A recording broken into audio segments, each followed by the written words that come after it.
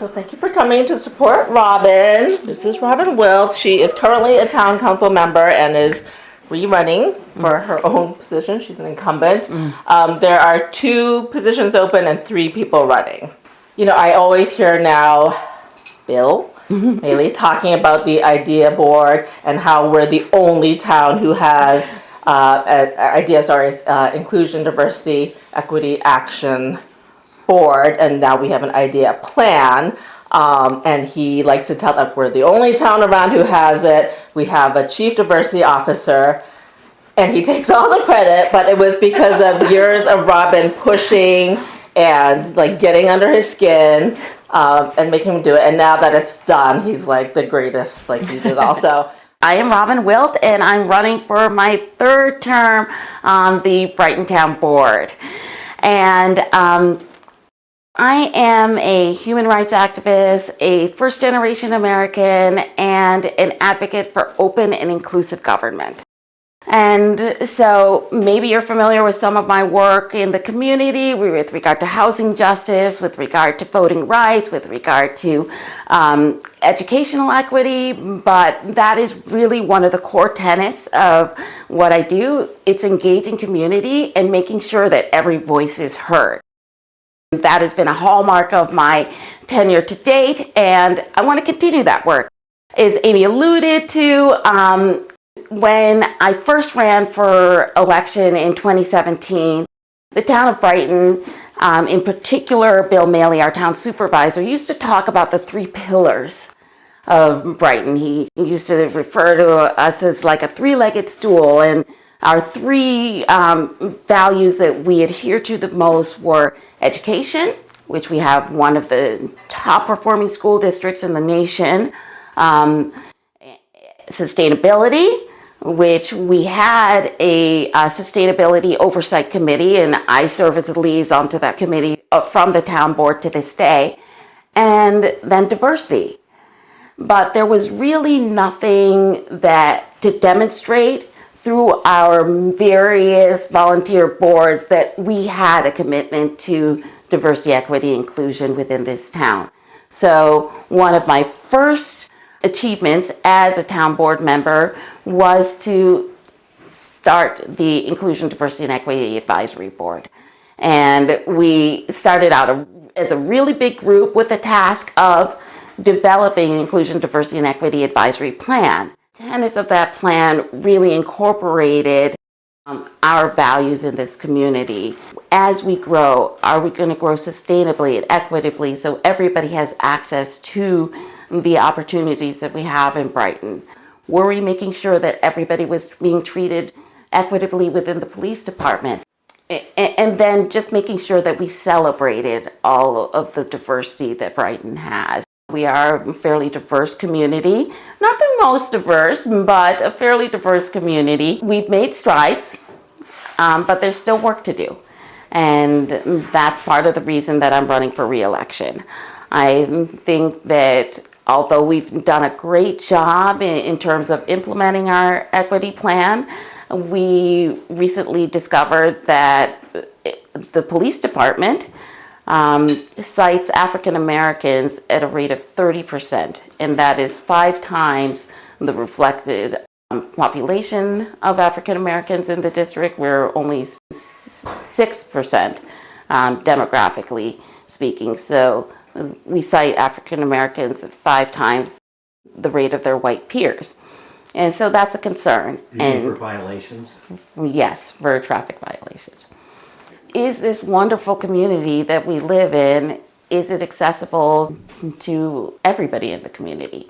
And we know that it's not. One of the factors that makes our community inaccessible is our zoning. Our zoning codes have not been updated in more than 40 years. Our zoning codes are older than most millennials.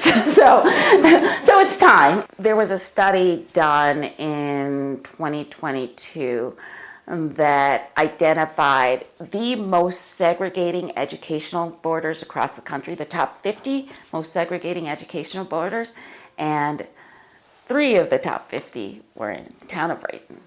It is... Really? Yes. It is City of Rochester and Penfield schools, which Penfield doesn't have a border with the city. It's Brighton's border, so it's Brighton with Penfield schools. That is that border. City of Rochester, Rush Henrietta schools, and City of Rochester, Brighton schools. Those are three of the top segregating educational borders. Another item that we don't talk about in our community is the fact that autocracy is not just at the federal level. Right now, it's at all levels of government that we have, basically strong executives that are trying to unduly influence all of the branches of government. And one of the reasons that I'm not designated as a third-term incumbent is because I've been one of the people who has kind of held that mirror up and said, are we really adhering to our values? Are we, I've been one of the few people who've challenged our executive branch and said, can we do things better? Can we make sure that we're more inclusive? And our executive branch doesn't always take kindly to that. And so I think there has been, in particular, a push this year to make sure that he has somebody that will always agree with him. That's one of the distinguishing factors between me and some of the other people running, the fact that I have challenged our executive branch to do better.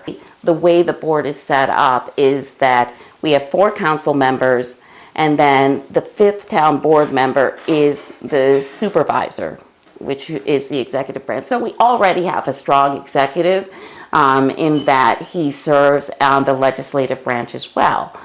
And so for him to then also select members of the legislative branch, it really tips the balance of power in favor of autocracy. And so that again is one of the reasons that I'm running, because I think that we need those checks and balances at the local level. We need people who are going to be willing to stand up to the supervisor. We've seen on the federal level, we need local pushback against some of the policies that are being implemented on the federal level.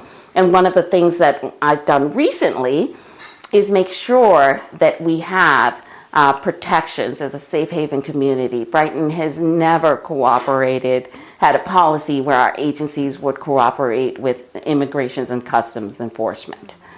And I wanted to make sure that that was codified in law, because we don't want people to be deterred from actually going to our police force if they need help. We don't want kids not showing up at school because they're afraid that Immigration and Customs officials are going to be there. So this resolution really just codified our beliefs as a community, the importance of inclusion, diversity, and equity, and the fact that we were not going to take any unconstitutional steps in cooperating with federal agencies. So those are some of the areas where I think that we could do better, and I think that we always have to strive to do better. I think that if we don't have somebody who's kind of pushing the envelope, looking at our Inclusion, Diversity, and Equity Action Plan, and also looking at our Climate Action Plan, and building for resilience in our community, then we're going to fall behind and we're not going to continue to grow sustainably. Thank you for coming.